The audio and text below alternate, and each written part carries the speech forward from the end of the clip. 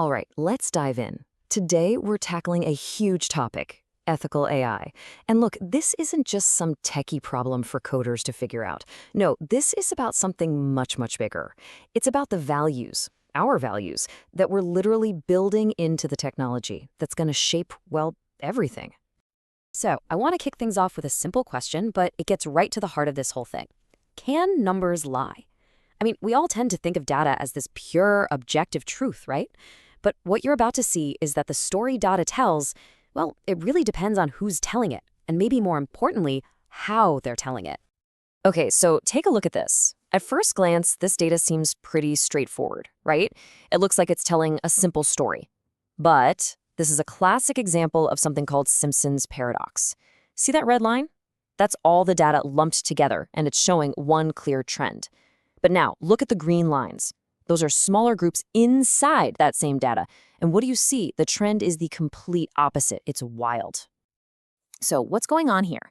This Simpson's paradox thing is what's known as an aggregation bias. It's just a powerful, kind of mind-bending reminder that when you lump different groups together, the big picture can look totally different from the smaller pictures that make it up. It's not that the numbers aren't lying exactly, but man, can they mislead you if you're not paying close attention?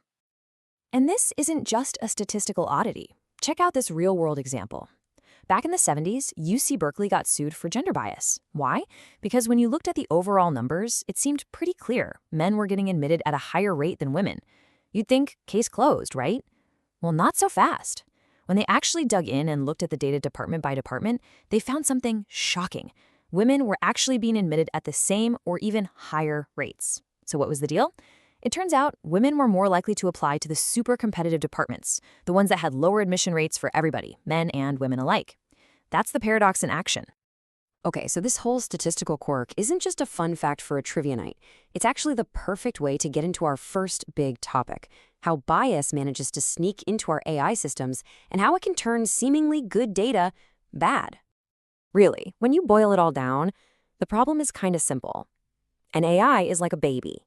It only learns about the world from the data we feed it. It doesn't have any common sense or wisdom of its own. So you can probably see where this is going. If the data we give it is skewed or incomplete or reflects all our own historical baggage and inequalities, well, the AI is going to learn those biases as cold, hard facts. And what's worse, it can even amplify them. Just take a look at this. These charts show two of the biggest, most important image data sets that AIs are trained on. And the numbers are pretty staggering. In one, over 32% of the data is from the US. In the other, it's over 45%. Think about what that means. The AI is literally learning to see the world through this incredibly narrow, very Western-centric lens. And if those charts didn't do it, this map really drives the point home. This isn't a population map, folks. This is a map of an AI's brain, its worldview.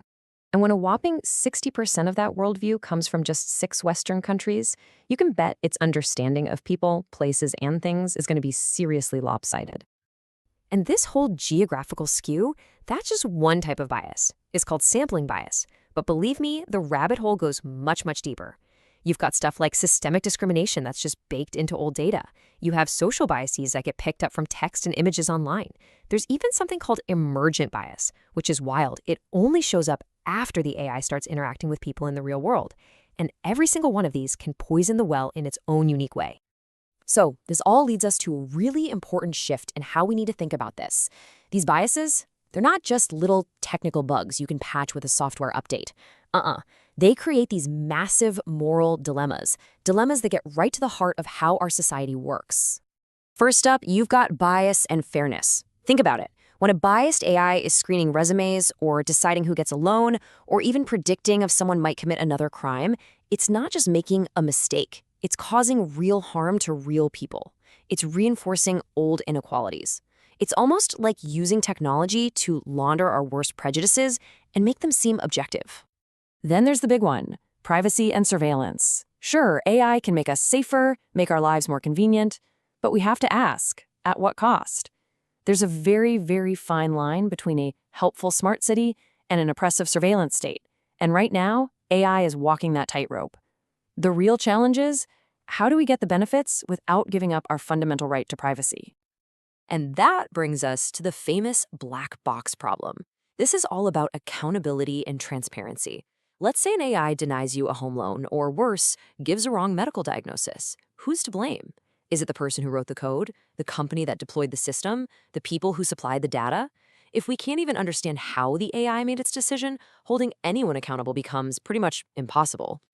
And finally, there's this tension between autonomy and control. We are handing over more and more decisions to machines. Everything from what news you see in your feed to how a self-driving car should react in a crash. When we do that, we're not just outsourcing tasks, we're outsourcing moral choices. And the real risk is that we start to lose our own ability to make those critical judgments. Okay, so that's a lot of pretty heavy stuff, right? Faced with all these challenges, you might be asking, what can we actually do about it? And that's the key. This can't just be a philosophical debate. The next step is all about putting ethics into action, about building responsibility right into the DNA of these systems. And the good news is people are on it. Major tech organizations are starting to tackle this head-on. They're creating these really structured frameworks to guide development. The whole idea is to stop treating ethics like a last-minute checkbox and start making it a core part of the process, from beginning to end. To make this real, let's walk through one example, Google's AI responsibility lifecycle. So they've broken it down into 4 main stages. First, you've got research. That's all about exploring how this stuff could impact society. Then comes design, where you actually build in the safety features from the get-go. After that is governance, which is just a fancy way of saying you're constantly checking for risks. And finally, you share. You're transparent about what you've built. So that first half, research and design, is all about being proactive. It's about asking the really tough questions before you even start building the thing. Questions like, what's the worst that could happen here? Who might get hurt? And how do we design this to be safe right from the very beginning?